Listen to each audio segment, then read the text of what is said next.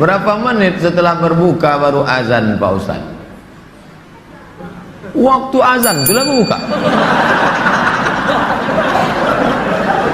Tengok definisi puasa.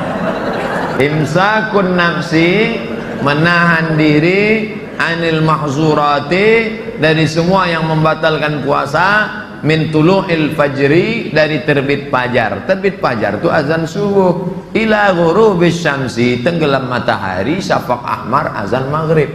Hanya saja bagi muazin minum dia dulu. Muazin itu dianjurkan minum dia.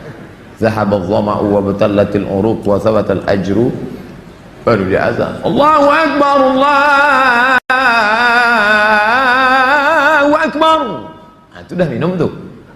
Kalau yang belum minum, Allah, belum minum tuh. Apakah boleh kita makan setelah selesai, setelah Isya masuk? Yang penting batalkan dulu puasanya dengan minum kah, makan buah kah. Jangan makan es, karena usus itu kering. Knalpot yang kering panas disiramkan air es, mengelupas cat-catnya. Begitulah usus kita itu rusak. Maka yang paling bagus, orang Mesir korma kering, bukan korma yang basah, korma kering pecah-pecah, buang bijinya, masukkan ke dalam, siram pakai air panas agak-agak 2 jam menjelang berbuka, nanti menyatu dia. Diminum. Itu yang paling bagus. Minum kesukaan Nabi, air korma. Minum air korma. Bagus, manis ya, maka usus kita awet. Apakah batal puasa mencicipi gulai untuk merasakan garamnya? Mazhab Hambali mengatakan tak batal, karena dia tak masuk ke rongga, tak masuk ke dalam, hanya di ujung lidah. Di ujung lidah ini ada perasa. Jadi teteskan, maka tak batal, karena tak masuk. Habis dirasanya gini, habis itu di belakangnya boleh. Tak masuk ke sini, tak masuk. Mazhab Hambali. Tapi saya tak mengamalkan. Saya tidak mengamalkan. Ini saya jawab, mana tahu nanti ada ustadz. Saya bilang tak boleh. Tiba-tiba ada ustadz mengatakan, oh tak tahu Ustadz Somad. Saya tahu, tapi saya tak amalkan. Kenapa? Membuka pintu celah. Saya tak nyalahkan Imam Hambali. Orang sekarang imannya tak macam Hambali. Asik mencicip aja dari pagi. Cicip. Saya seorang Muhammadiyah, memutuskan puasa hari Sabtu, lalu negara mengumumkan puasa hari Ahad. Saya ikut mana? Lalu kata yang datang dari kelompok ini, atiullah wa atiur rasul wa ulil amri minkum. Taatlah kepada ulil amri. Kata yang Muhammadiyah, ulil amri itu Din Samsudin, bukan Jokowi. Karena ini kan tidak diangkat berdasarkan surah. Coba tengok tafsirnya. Ulil amri itu ulama, bukan pemimpin. Ini demokrasi, kata dia. Kata yang satu lagi, kamu kalau nggak mau ikut presiden, bakar aja KTP-mu, bakar aja SIM, pergi tinggal ke hutan sana. Akhirnya kelailah. Kenapa pertentangan ini terjadi? Karena sidang isbatnya diekspos. Akhirnya 2 tahun belakangan ini muncul ide, jangan lagi sidang isbat itu diekspos sehingga semua nonton.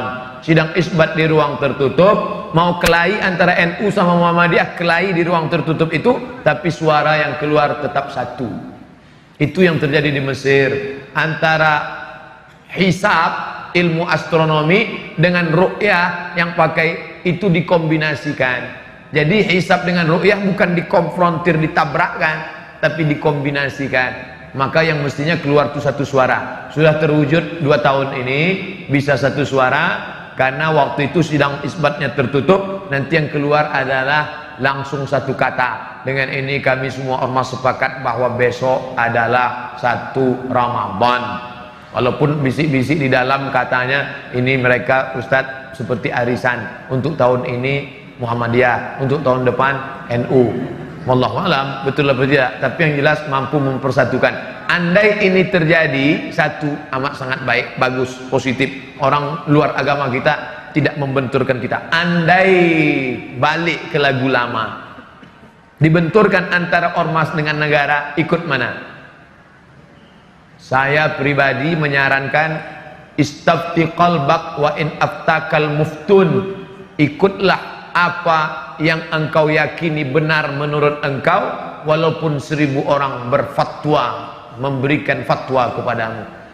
Fatwa yang dikeluarkan oleh Muhammadiyah benar, fatwa yang dikeluarkan oleh Majelis Ulama Indonesia benar. Titik. Persimpangannya di mana? Penetapan pada angka minimal. MUI NU menetapkan angka 2 derajat. Jika 2 derajat, maka dia dapat dikatakan hilal. Bila kurang dari 2 derajat, 1,5 bukan hilal.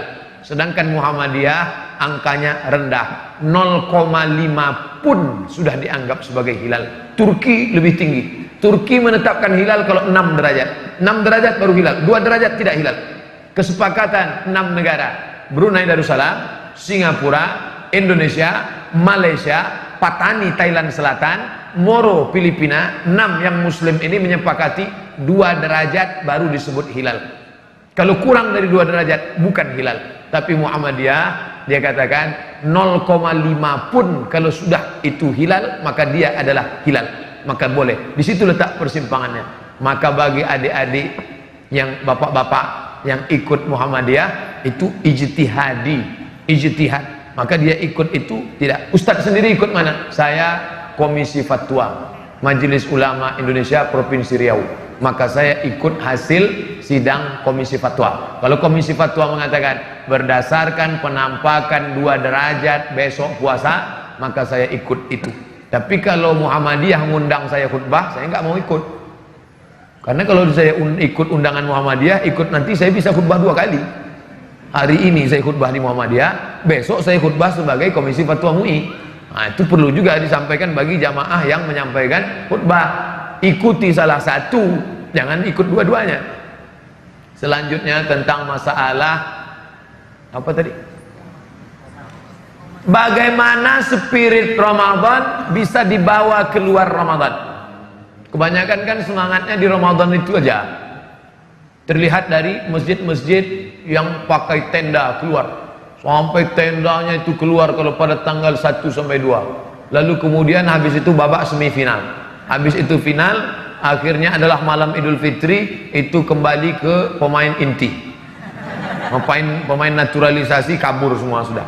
Makanya kalau kita pahami, makanya tadi awal kajian kita, kalau ingat, coba ingat, di awal kajian kita tadi adalah judulnya jangan jadikan agama sebagai seremonial, rutinitas. Rutinitas Ramadan, rutinitas Sya'ban, rutinitas Rajab, jangan jadikan sebagai rutinitas.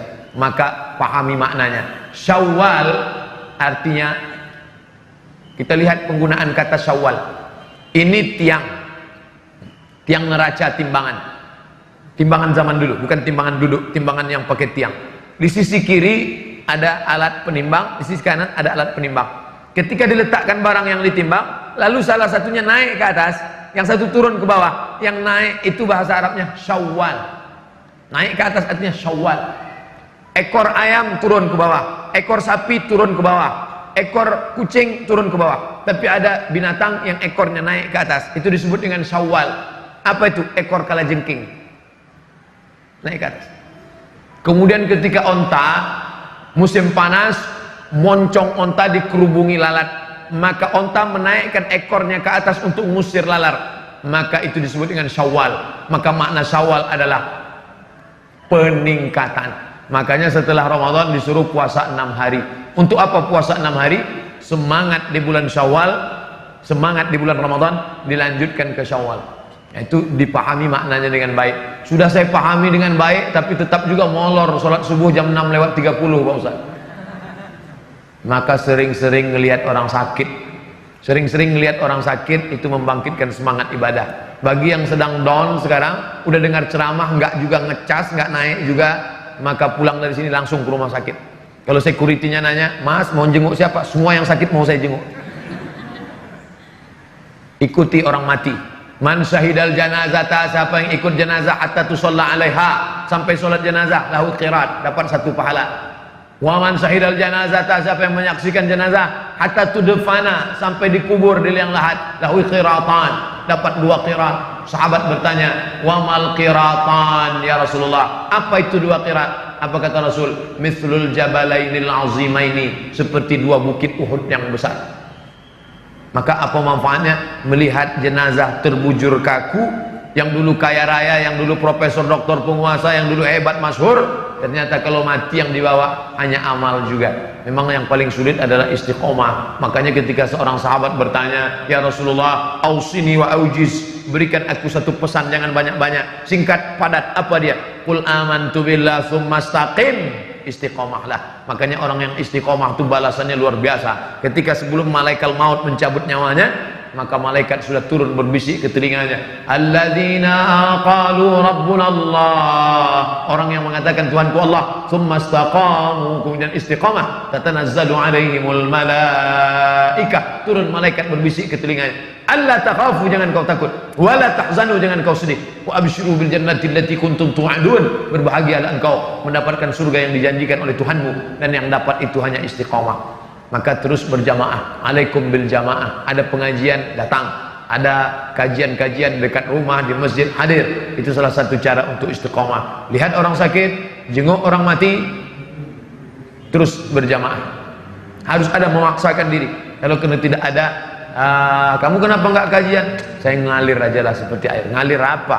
Iya, kalau kalau air comberan, ngalir aja lah. Terserah yang di atas aja lah. Apa di atas? Cicak. Harus ada bergerak, ngerti, paham. Wallahu a'lam bishawab. Baik. Banyak.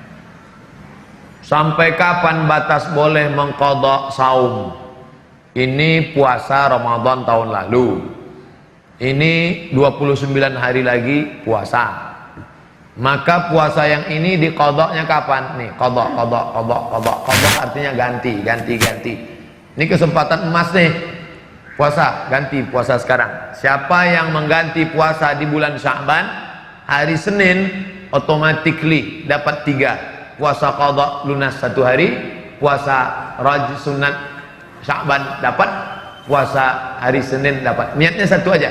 Saya niat puasa qadha, otomatis dapat 3. Jadi nggak perlu niatnya 3. Saya niat puasa qadha sekaligus puasa sunat Sya'ban sekaligus puasa Kamis. Batasnya kapan? Sampai Ramadan ini. Kalau ntar sampai Ramadan dia belum mengqadha juga, apakah gimana? Maka dia tetap qadha selesai Ramadan, hanya saja kena denda plus. Kalau di sini dia cuma qadha. Tapi kalau sudah lewat Ramadan ini, maka dia kena 2. Qadha plus fidyah. Fidyah itu apa? Memberi makan fakir miskin 1 hari. Bukan 1 kali makan. Banyak orang berpahaman keliru, 1 kali makan. 1 hari makan. Ustaz, 1 kali apa 1 hari? 1 hari. 1 hari berapa kali makan Ustaz? Kamu makan berapa kali? Kalau kamu makan sehari, kasih sehari. Kalau makan sekali, kasih sekali. Makan berapa kali? Saya makannya Ustaz, nggak pernah saya hitung. Dikit-dikit makan. Paling tidak 3 kali. Makan pagi, makan siang, makan malam. Ketika bulan Ramadan, kenapa masih ada orang yang berbuat mungkar? Padahal setan kan dibelenggu. Futihat abwabus sama, dibuka pintu langit. Futihat abwabul jannah, dibuka pintu surga. Wa ghulliqat abwabun nar, dikunci pintu neraka. Wa suffidat asyayatin, setan-setan dibelenggu. Saya orangnya suka penasaran. Ini hadis setan dibelenggu. Kenapa rumah makan setan tetap buka? Yang Ustaz masuk rumah makan setan, kakinya kelihatan, wajahnya enggak. Rumah makan hantu. Ghost restoran. Kenapa setan tetap ada? Maka setelah saya baca, kata Imam Nawawi dalam kitab Al-Minhaj Syarah Sahih Muslim Ibn Al-Hajjaj, kata dia, di situ maknanya setan bukan terikat, tapi melihat iman kita seolah-olah setan terikat. Contoh, saya mau ceramah. Pas saya datang ke masjid, rupanya saya terlambat, sudah ada ustadz pengganti. Lalu saya duduk di situ. Selesai tausiah, apa kata ustadz pengganti? Waktu ustadz duduk tadi, mulutku rasanya terkunci. Apakah mulut dia terkunci atau enggak? Enggak terkunci. Lalu kenapa dia katakan terkunci? Karena ustadz ada duduk di situ, aku grogi, seolah-olah, sekonyong-konyong, seakan-akan mulutku terkunci. Begitu juga dengan ini. Apa kata iblis? Kata setan, karena kekuatan imanmu mas bro, maka aku merasa terkunci, terikat. Dia sudah bolak-balik ngajak, ayo makan, ayo makan, ayo makan, ayo makan. Tidak. Saat puasa sunat nih, puasa sunat, bro, ayo minum yuk. Katakan tidak. Say no to drink. Makan yuk. Enggak. Aku yang bayar. Oke. Di saat engkau kuat, maka seolah-olah setan terbelenggu dan terkunci. Begitu kata Imam Nawawi, penjelasan tentang setan terbelenggu. Jadi nanti kalau ada yang nanya, katanya setan terbelenggu Pak Ustaz, kok orang masih tetap banyak sweet-sweet, orang tetap banyak buat dosa? Engkau akan membelenggu setan dengan kekuatan imanmu. Bolehkah menggabungkan dua puasa dalam satu hari? Niat puasa sunat isi Kamis digabung dengan mengqadha. Qadha saja. Ibu yang mengqadha hari Senin nanti, aku niat puasa qadha, otomatis dapat 3. Qadha satu hari lunas, dapat pahala puasa Senin, dapat pahala puasa sunat Rajab. Berapa jumlah fidyah bagi ibu hamil menyusui? Ibu hamil dan menyusukan anak, kalau dia tak puasa karena dirinya, qadha saja. Kalau dia tak puasa karena anaknya, kata dokter anak ibu ini sakit nih, tak bergizi nih, ada unsur anak, qadha plus fidyah. Ingat, bukan fidyah tanpa qadha, qadha tetap plus fidyah. Fidyahnya berapa? Cara bayar fidyah 3. Pertama, ajak orang miskin itu makan sama kita, makan pagi, makan siang, makan malam, makan kita sama makan dia. Cara kedua, kasih dia beras 1,5 kilo, tambah dengan ikannya, sayurnya 1,5 kilo dan lauk pauk. Cara ketiga, bayarkan pakai duit. Berapa duitnya? Terserah berapa duit. Standar Pekanbaru, makan 3 kali itu berapa? Makan pagi, makan siang, makan malam. Hitung sendiri, bayar.